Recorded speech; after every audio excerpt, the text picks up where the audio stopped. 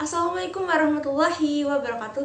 Halo teman-teman, perkenalkan aku Luciani Afrianti dari program studi Agribisnis Fakultas Pertanian Universitas Bengkulu angkatan 2018 MPM S1 D081021. Nah, di video ini aku akan menjelaskan tentang jenis-jenis modal dalam perusahaan.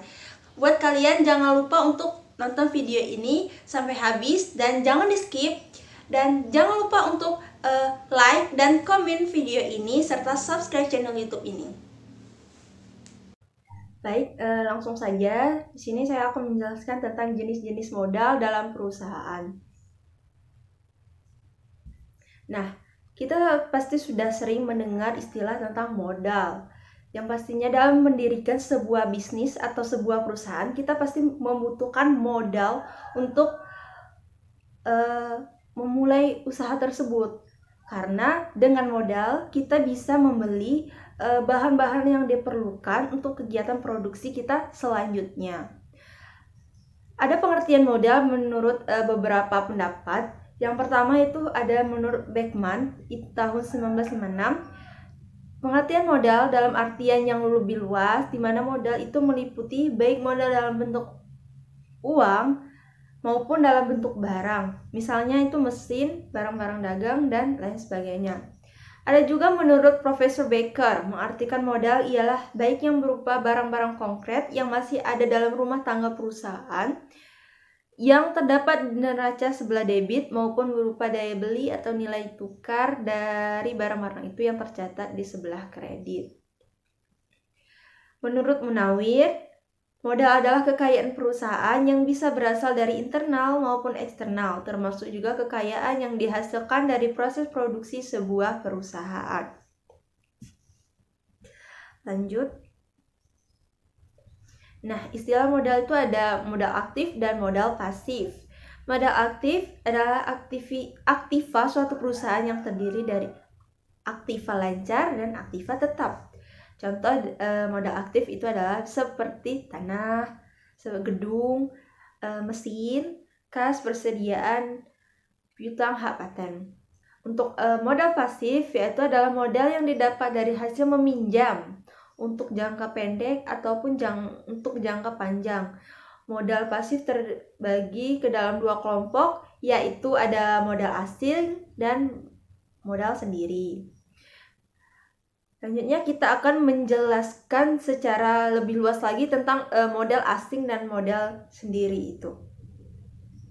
Nah, di sini ada jenis-jenis modal. Dalam hubungannya dengan modal dan modal asing dan modal sendiri, Kurt Sandik dalam bukunya yang berjudul Finanzierung nicht Fremd Capital mengemukakan perbedaan antara kedua bentuk modal tersebut, antara lain modal asing yang pertama yaitu modal yang terutama memperhatikan kepada kepentingannya sendiri, yaitu kepentingan kreditur. Yang kedua, modal yang tidak mempunyai pengaruh terhadap penyelenggaraan perusahaan. Yang ketiga, modal dengan beban bunga yang tetap tanpa memandang adanya keuntungan atau kerugian. Yang keempat, modal yang hanya sementara turut bekerja sama di dalam perusahaan. Kelima, yaitu modal yang dijamin, modal yang mempunyai hak didahulukan hak preferensi sebelum modal sendiri di dalam likuiditas. Kita lihat definisi tentang modal sendiri. Yang pertama, modal terutama tertarik dan berkepentingan terhadap kontinuitas, kelancaran, dan keselamatan perusahaan. Yang kedua, modal dengan kekuasaan dapat mempengaruhi politik perusahaan. Yang ketiga, modal yang mempunyai hak atas laba sesudah pembayaran bunga kepada modal asing. 4, yaitu modal yang digunakan di dalam perusahaan untuk waktu yang tidak terbatas atau tidak tertentu lamanya. Yang kelima, modal yang menjadi jaminan dan haknya adalah sesudah modal yang di dalam likuiditas. Nah, di antara modal asing dan modal pribadi, ini ada jenis-jenis lagi. Jenis modal asing yaitu ada modal asing untuk jangka pendek, modal asing untuk jangka menengah dan untuk modal asing untuk jangka yang panjang. Nah, untuk jenis modal asing jangka pendek ini biasanya itu paling lama 1 tahun, dan jangka waktunya itu paling lama 1 tahun. Dan sebagian besar utang jangka pendek terdiri dari kredit perdagangan, yaitu kredit yang diperlukan untuk dapat menyelenggarakan usahanya.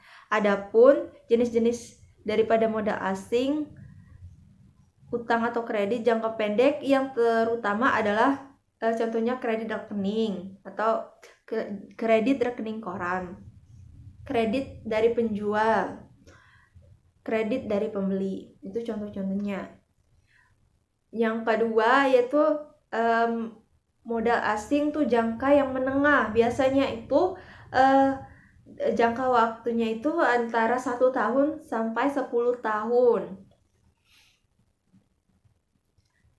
Di mana kebutuhan membelanja usaha dengan jenis kredit ini dirasakan karena adanya kebutuhan yang tidak dapat dipenuhi dengan kredit jangka pendek di satu pihak dan juga sukar untuk dipenuhi dengan kredit jangka panjang di lain pihak.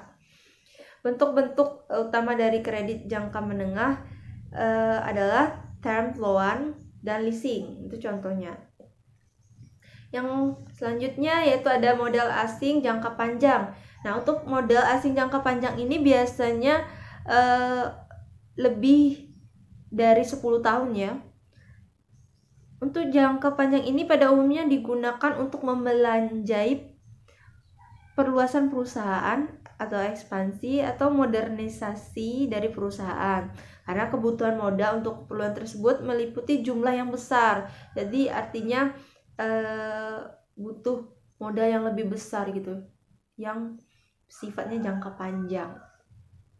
Adapun jenis atau bentuk-bentuk utama dari utang jangka panjang yaitu adalah pinjaman obligasi dan pinjaman hipotek.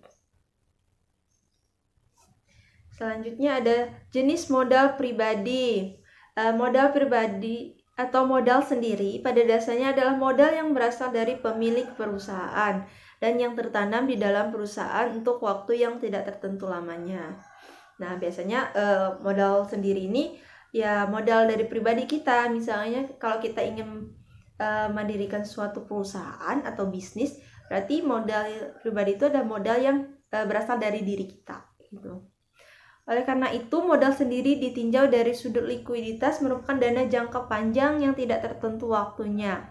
Modal sendiri selain berasal dari luar perusahaan dapat juga berasal dari dalam perusahaan sendiri, yaitu modal yang dihasilkan atau dibentuk sendiri di dalam perusahaan.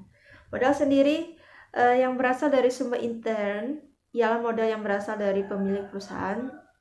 Adapun modal sendiri yang berasal dari sumber ekstern ialah modal yang berasal dari pemilik perusahaan.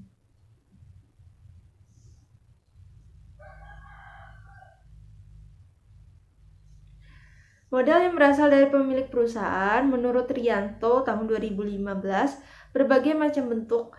Menurut bentuk hukum dari masing-masing perusahaan yang bersangkutan, dalam PT, modal yang berasal dari pemilik ialah modal saham. Dalam firma, ialah modal dari anggota firma. Dalam CV adalah modal yang berasal dari anggota bekerja dan anggota diam atau komanditer. Dari perusahaan perseorangan ialah modal yang berasal dari pemiliknya, dan pada koperasi ialah simpanan pokok dan wajib yang berasal dari para anggotanya. Modal sendiri di dalam suatu perusahaan berbentuk perseroan terbatas atau PT itu terdiri dari yang pertama itu ada modal saham, cadangan, dan yang ketiga itu adalah laba ditahan. Nah, baik itulah penjelasan singkat dari aku.